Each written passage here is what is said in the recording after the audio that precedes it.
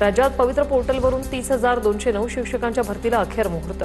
मात्र उमेदवारांना अर्ज करताना तांत्रिक अडचणी उद्भवल्याने 13 ऑगस्टपर्यंत मुदतवाढ। मुसळधार पावसामुळे अमरनाथ यात्रा दोन्ही मार्गांवरून स्थगित।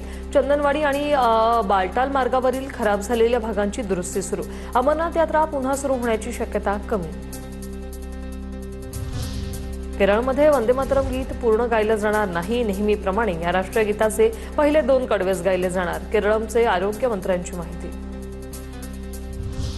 ईडी संचालक राहुल नवीन यांच्या कार्यकाळात 1 वर्षाने वाढ।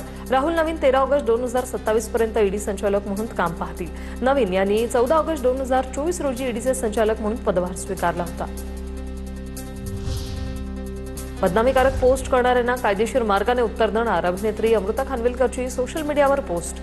अफवा किंवा खोटी माहिती प्रसारित केल्यास किंवा शेअर केल्यास कायदेशीर कारवाई करणार असं पोस्टमध्ये लिहिलंय। महाराष्ट्रासह देशात पावसाची तीव्रता वाढणार। 13 ऑगस्टपासून पावसाची तीव्रता वाढणार आहे। छत्रपती संभाजीनगर, जळगाव, अहिल्यानगर, नाशिक, नागपूर, गोंदिया, जालना, बीड, धाराशिव आणि लातूर जिल्ह्यात वादळी वाऱ्यासह पावसाची शक्यता। राज्यातील 50हून अधिक आरटीओ कार्यालयांमध्ये चार्जिंग स्थानकं उभारण्याचा प्रस्ताव। ई वाहनांची संख्या वाढत असल्याने सरकारकडून चार्जिंग स्टेशन उभारणी लावी। राष्ट्रीय महामार्गावरील अनधिकृत पार्किंगला ब्रेक लागणार। वाहतुकीला अडथळा निर्माण करणाऱ्या चालकांवर कठोर कारवाई होणार।